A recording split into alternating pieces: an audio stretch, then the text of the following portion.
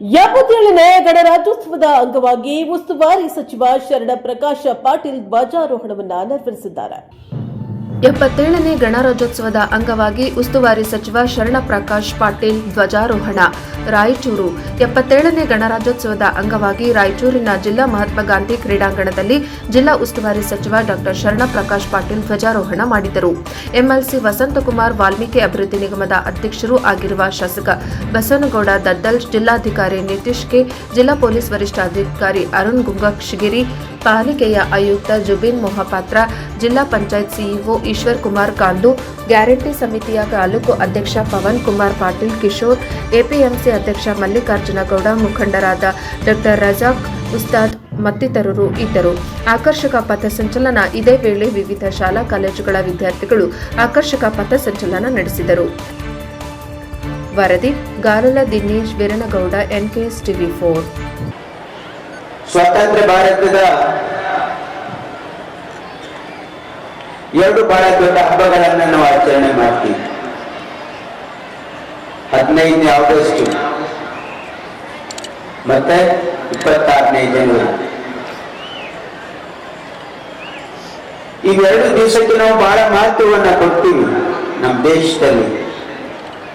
ಯಾಕೆ ಅಂತಂದ್ರೆ 15ನೇ ಆಗಸ್ಟ್ ನಮಗೆ ಸ್ವಾತಂತ್ರ್ಯವನ್ನು ಸಿಕ್ತು. 26ನೇ ತಾರೀಕು ಜನವರಿಯಂದು ನಮಗೆ ನಮ್ಮ ಸಂವಿಧಾನವನ್ನು ನಮಗೆ ಅರ್ಪಿಸಿಕೊಂಡು ನಾವು ಒಂದು ಗಣತಂತ್ರದ ದಿನಾಚರಣೆಯನ್ನು ಆಚರಣೆ ಮಾಡಿದ್ವಿ.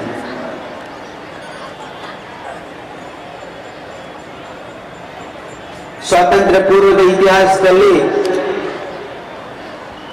ಮಹಾತ್ಮ ಗಾಂಧಿಯವರ ನೇತೃತ್ವದಲ್ಲಿ ಅನೇಕ ಸ್ವಾತಂತ್ರ್ಯ ಹೋರಾಟಗಾರರು, ಅಸಂಖ್ಯಾತ ಸ್ವಾತಂತ್ರ್ಯ ಹೋರಾಟಗಾರರು ತಮ್ಮ ಸರ್ವಸ್ವವನ್ನೇ ತ್ಯಾಗ ಮಾಡಿ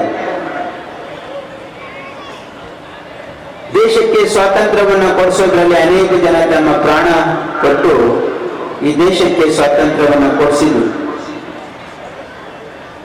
ಆ ಸ್ವಾತಂತ್ರ್ಯ ಹೋರಾಟದ